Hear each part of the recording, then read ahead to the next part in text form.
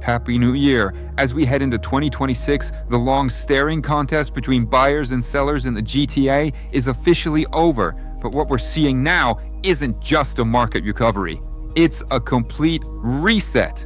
Back in 2022, we saw the peak. In 24 and 25, we saw stagnation. But 2026 is the year where the math finally meets reality.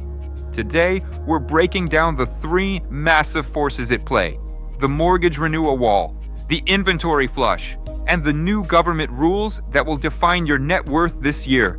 If you think we've already hit the bottom, you need to see these numbers. Let's talk about the elephant in the room.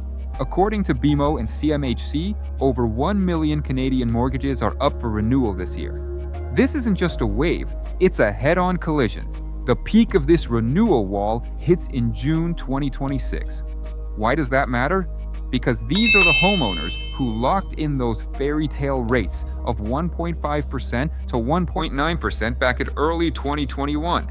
Even with today's slightly lower rates, they are looking at a payment shock of 15% to 20%.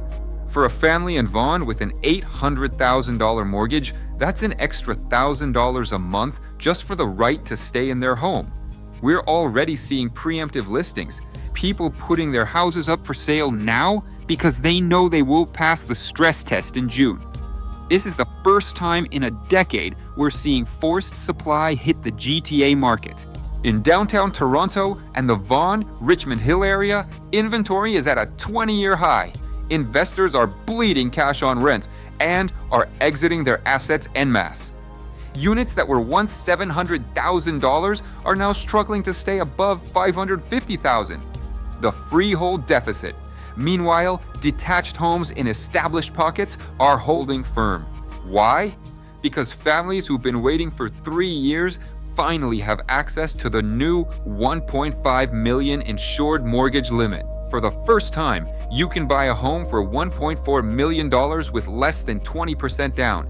This is creating a floor for house prices while condos continue to slide. If you're a buyer, you're in a buyer's market for condos, but a balanced market for houses. One strategy will not fit both. History doesn't repeat, but it definitely rhymes. During a 90s crash, it took the market 7 years to find the true bottom. If we follow that script, we shouldn't expect a full recovery until 2029 or 2032. In 2025, GTA sales volume hit a 25-year low.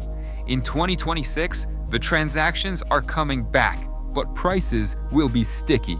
Sellers still remember 2022 prices, while buyers are capped by 2026 salaries. This gap is why the Great Reset will be a long, slow grind, not a sudden crash. We are trading price growth for stability. For the next 24 months, real estate isn't a get-rich-quick scheme. It's a wealth preservation tool, if the math on the deal makes sense. So what's the game plan for 2026?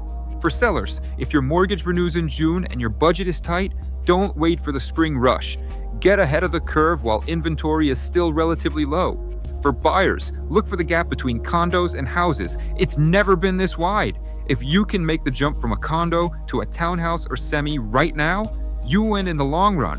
2025 is in the books, and I want to wish you and your families a happy new year, and more importantly, a year of clarity.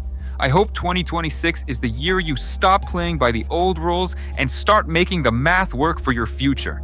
Success in real estate isn't about timing the market. It's about having the right information to make the market work for you. I put a lot of time into analyzing these numbers because I want you to feel confident, not overwhelmed, in 2026. If this breakdown helped you today, a simple like and subscribe would mean the world to me. It's the best way to support the channel.